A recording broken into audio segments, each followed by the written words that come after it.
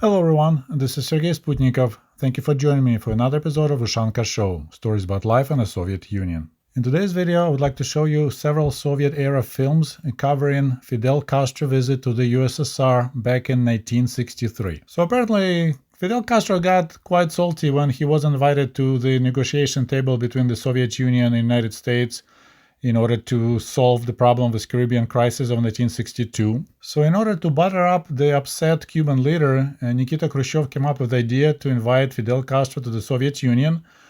And Fidel Castro spent 35 days visiting Soviet Union. He was all over the country, from Murmansk, Leningrad, Moscow, Kiev, all the way to Siberia. I asked AI to build a little map to show you his travels in the Soviet Union. So he flew on a plane to Murmansk, which is, I'll talk about it in a minute. Then he traveled to Leningrad. From there he took a train to Moscow, where he participated in one of the biggest parades in the Soviet Union, May 1st parade. Then he traveled to Volgograd by train. He also visited Kiev, but unfortunately I couldn't locate any pictures or any vintage film from his visit to Kiev, my hometown. He went to Pitsunda, Georgia. He also visited Samarkand, Tashkent, traveled to Kalinin, Sverdlovsk at the Ural Mountains, traveled as far as Lake Baikal, Irkutsk, Bratsk, and looks like he even went to Vladivostok. So 35 days of traveling around the Soviet Union and learning about successes of the socialist society in the USSR. And Fidel's flight from Cuba to the Soviet Union was quite unique, record-breaking. He flew non-stop for 6,800 miles from Havana, Cuba to Murmansk in the far north of the Soviet Union. That was the only way to reach the USSR at that time, flying non-stop. In order to make such a long-distance flights possible, the Soviets had to redesign their Tu-114 airliner by removing 90 seats, going down from 170 passenger seats to 60, and adding 15 additional fuel tanks, and that was the only way that plane could cover 6,800 miles between Murmansk and Havana without refueling stop. And Tu-114 was based on the strategic bomber Tu-95, which Russia still keeps in service to this day. And as you're gonna see in the following vintage films, Fidel Castro received just insane welcome from the Soviet leadership and the Soviet people. It was all well organized. Crowds of excited people standing on the roofs of the buildings to greet Fidel Castro. So a very impressive presentation. And as a cherry on top, totally Soviet style, Fidel Castro received the medal of the Hero of the Soviet Union from hands of Leonid Brezhnev. And you will see in this case, Leonid Brezhnev didn't go for a kiss. I guess he got warned that Fidel Castro wasn't a big kisser. Enjoy the show. And I almost forgot to mention, if you're interested in the topic of the Cuban-Soviet relations, I already have a separate playlist with several videos covering this topic. Now, enjoy the show.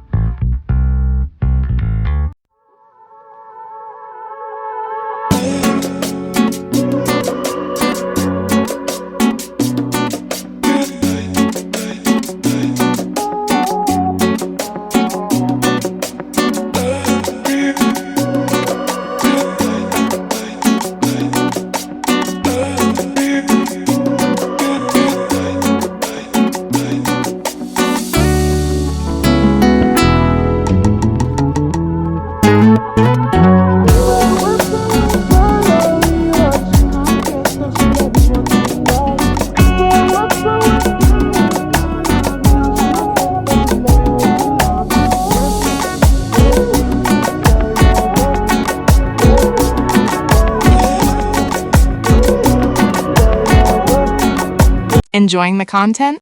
Support the author by picking up a copy of their book.